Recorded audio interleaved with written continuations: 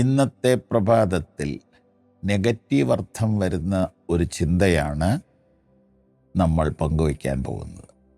മതിൽ ചാടുന്നവർ. അതിനെ നിയമലംഘികൾ എന്ന അർത്ഥത്തിലും ഉപയോഗിക്കാറുണ്ട്. വഴിവിട്ടു പോകുന്നവർ, കള്ളത്തരം കാണിക്കുന്നവർ,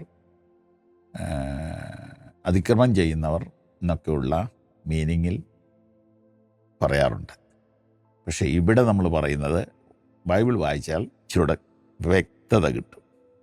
ദൈവത്താൽ ഞാൻ പടക്കൂട്ടത്തിൻ്റെ നേരെ പാഞ്ഞു ചെല്ലും, എൻ്റെ ദൈവത്താൽ ഞാൻ മതിൽ ചാടിക്കടക്കും. മതിൽ പ്രതിരോധമാണ്. പഴയ നിയമകാലത്ത് അഥവാ പഴയ കാലഘട്ടത്തിൽ ഓരോ പ്രധാന പട്ടണത്തിനും വലിയ മതിൽക്കെട്ടുകളുണ്ട്. ആ മതില് അതിൻ്റെ അധികാരികൾ ഗേറ്റിലൂടെ നമ്മെ തുറന്നു തന്നാലേ കടക്കാൻ പറ്റുള്ളൂ.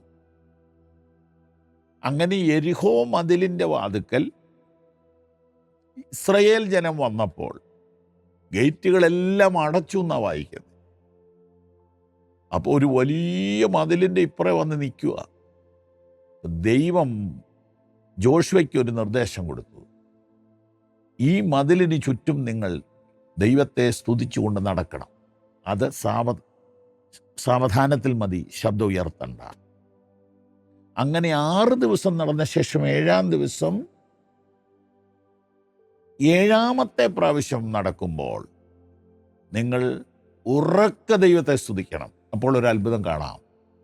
അങ്ങനെ അവർ ചെയ്തപ്പോൾ പടുകൂറ്റൻ മതില് ഭൂമിക്കടിയിലേക്ക് തന്നുപോയി.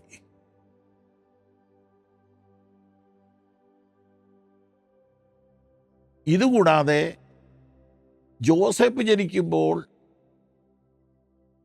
അവൻ്റെ ചുറ്റും ഒരു മതിലുണ്ടായിരുന്നു. അതവൻ്റെ സഹോദരങ്ങൾ കെട്ടിയതാണ്. അവനെ പൊങ്ങി വരാൻ സമ്മതിക്കുകയില്ല. അത് കഴിഞ്ഞ് അവൻ ഒത്തിരി മതിലുകളെ കടക്കേണ്ടി വന്നു. പൊത്തിപ്പേറിൻ്റെ വീട്, പൊത്തിപ്പേറിൻ്റെ ഭാര്യ ഇട്ടുകൊടുത്ത മോഹ സ്വപ്നങ്ങൾ, ഈ മതിലെല്ലാം അവൻ ചാടിക്കടന്നു. അവനൊടുവിൽ ഈജിപ്തിൻ്റെ ചക്രവർത്തിയായി. ദാവീദിന് നേരിട്ട പ്രതിസന്ധികളുടെ നടുവിൽ അവൻ പാടുകയാണ്, എൻ്റെ ദൈവത്താൽ ഞാൻ ഈ മതിൽ ചാടിക്കടക്കും.